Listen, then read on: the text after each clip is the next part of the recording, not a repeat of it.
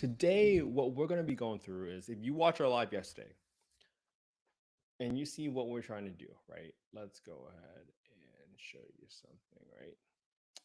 If you ask ChatGPT, what is the best podcast on affordable housing investments? And I want to be the best podcast on affordable housing investments, not affordable housing, because I don't want it to be political. I don't want to be policy related.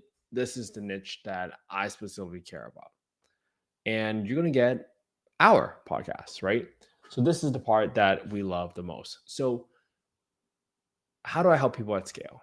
And if you looked at our AI agent that we have disclosed so far, you have seen how we are building this AI agent or this clone of ourselves essentially to go out and find questions that are related to Section 8. And this kind of gets retrieved back into a Google spreadsheet. So here's a good question, right? Anyone who has done Section 8 tenants, what are their steps? The question here is bought in not the best area, so just contemplating just renting Section 8, so I don't have to stress about rent. Anyone who has done it, what are their steps? Okay, great. Now, if I click on a link, you'll see exactly what's going on here.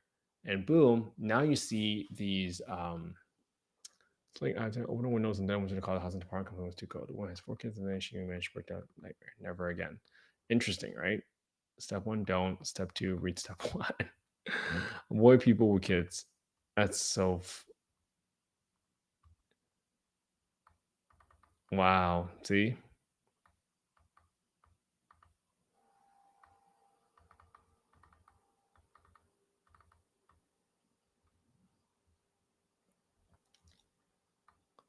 Right tenant can be win-win. So I love it. So you see how people have like all these different opinions. Now, what do my person come up with? All right. So what does my AI agent come up with? My AI agent gives the steps. So when you look at this one, it says, great question. You're now alone considering Section 8, especially in tough area. Here's a quick drill down around the steps to run Section 8 tenants. Market your property and let potential tenants know you Section 8. Once a Section 8 tenant voucher is interested, submit a RAFTA form with your info, with your thing. Housing authority schedules an inspection based on a checklist. Your unit must pass the inspection to qualify. After passing inspection and lease approval, the tenant can move in. The process often takes 1 to 3 months from start to move in, not just a few weeks. Boom. Now, here's what I want to do. I want to essentially do two things. I want to test how we retrain our database. So I wanted to make sure that, hey, one, does it sound like me? And yeah, that's not bad. You're not alone, especially in tough area. Here's a quick down. There's a little sympathy there, so I like that tone. It's a quick rundown. Marketed general Section 8. This can be done on Zillow, affordablehousing.com, etc. Now, once the Section 10 is submitted RAFTA, they'll submit a rental application based on your screening criteria and a RAFTA. Great. The housing right here, it's important that you have consistent screening processes, e.g., if you care about credit, then make it consistent. You care about felony, eviction history, make it consistent. Get the point, right? Housing authority schedules inspection. Unit must qualify. After passing inspection, tenant will move in. Housing authority pays a portion of rent. Tenant pays their share. Between 30 to 40% of their monthly income. So now I can kind of share what they make, right? So if they don't make anything, then they pay zero, right? Easily enough. Now, side effects: get your unit by reviewing your local housing horror stories with a handyman or contractor to catch small maintenance issues before the inspector does.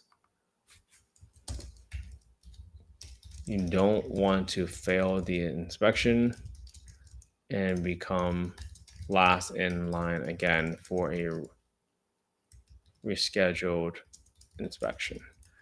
When your car previous line, check for time and history.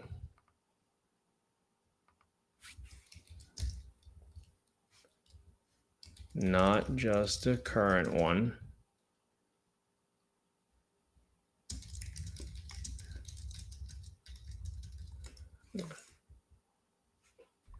Check for timely brand payment history. So again, I'm taking a good amount of time because if I can train my AI agent to give the nuggets, to give the tactical stuff that I believe will truly help this person think about investing in affordable housing, then that's a win. All right. So that's why I want to spend this time so I can only just do this once. Understand screen reports and getting program checks, copy these lines, that's just correct one. A good idea would be to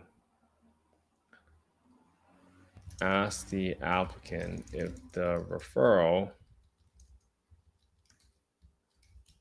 if his her referral is a property manager or owner, and verify with past property records or MLS data to make sure they're not lying.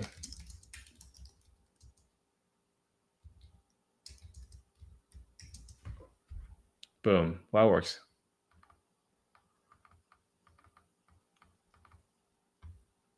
I don't like this. For example, saying, I don't like this one. You want to learn more, I should be.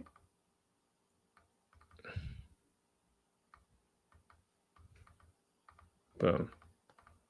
I don't think I want extra quotes right here. Oh, that was on purpose.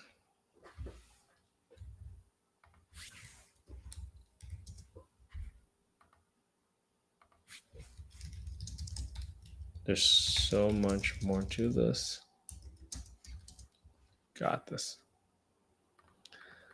All right, so that's a little positive encouragement.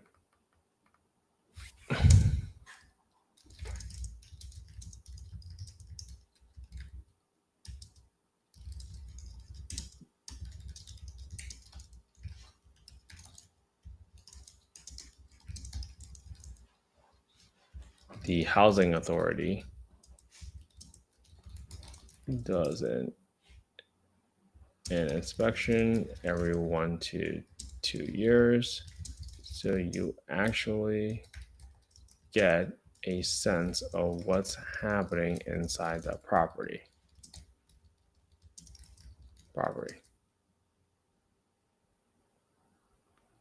So that's a pro, right?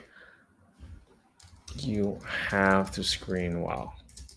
The problem with you buying in a bad neighborhood, guess what? It might drive vacancy up regardless,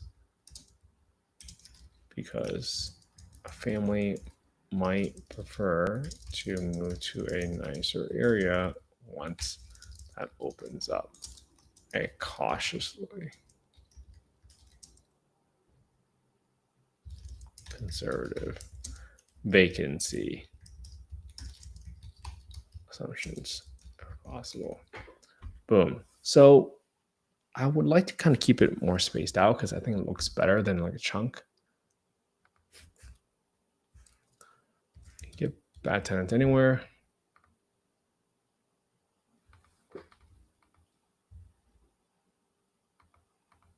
You have to screen well.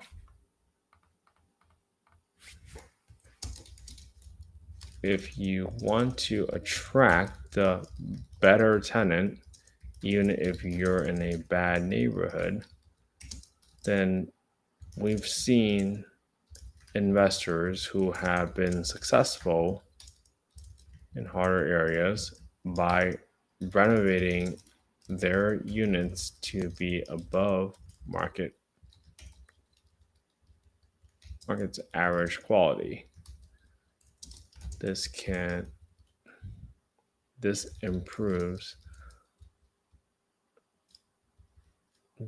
helps attract folks who have pride in the condition of their home.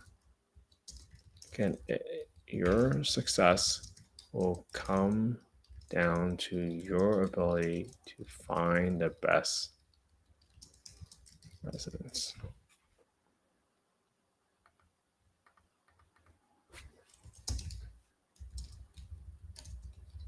Some people just want to offload screening to the property manager,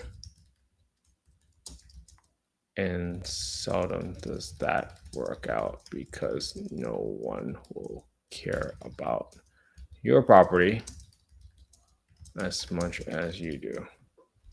Right? So this is what I won't care about. You have the screen wall.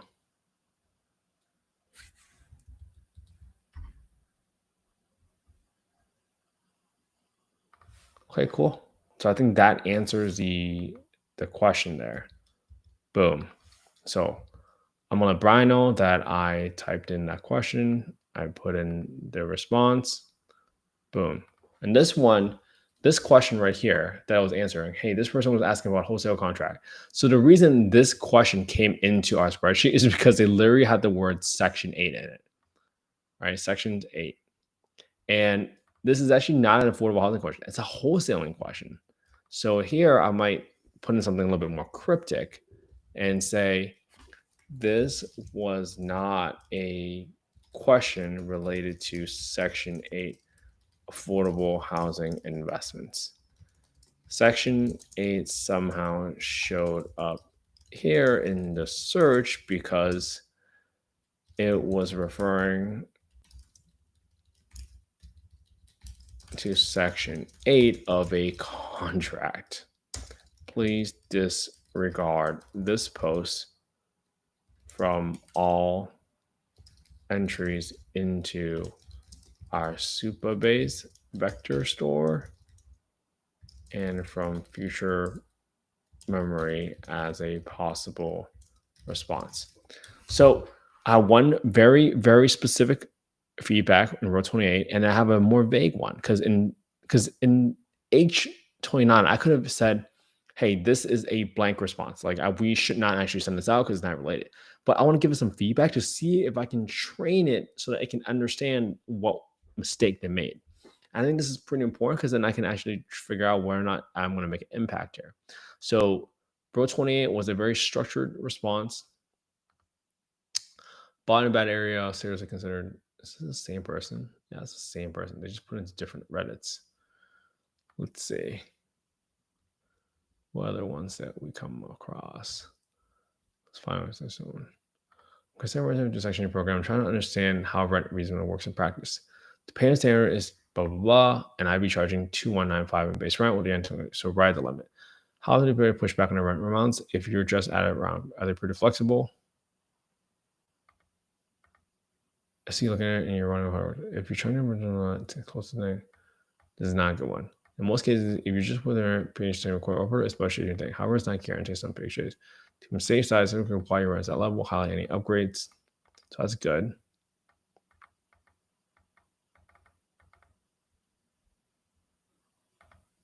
Okay, so this is a good one. How often do PHAs?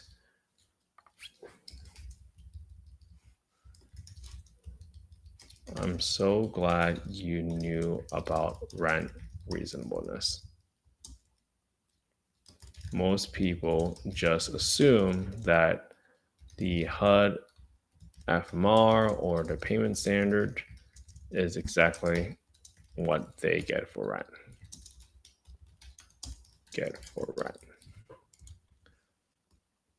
PHAs are supposed always consider rent reasonableness on a like for like property. So market rent, if lower than the payment standard, should always prevail. However, the public housing authorities have the discretion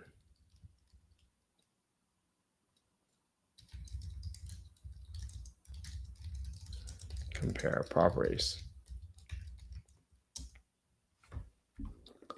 So in real life scenarios, I've seen we're getting the rent amount. So you can provide documentation to get your rent amount. So how much solid case thing.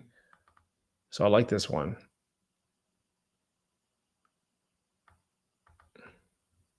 I like this one. Hope this helps you out. I like that part.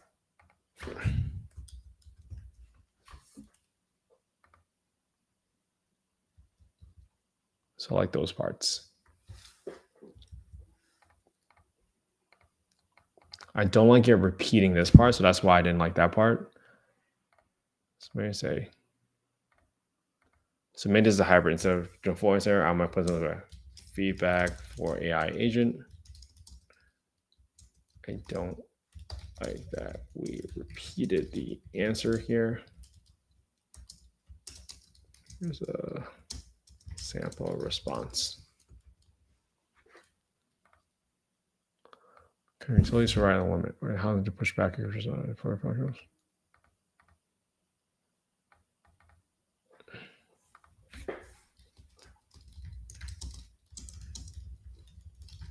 Heard from other investors. Get right at the payment standard, or sometimes a little bit higher.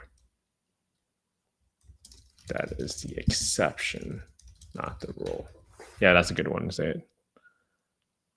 Cool. So now I got it. So, yo, good luck. Boom. So I'm going to let Brian know that I updated row 10, 28, and 29. So this is how I create the right feedback to go train an agent.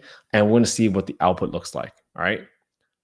Have a good one, everybody. And I'll report back tomorrow.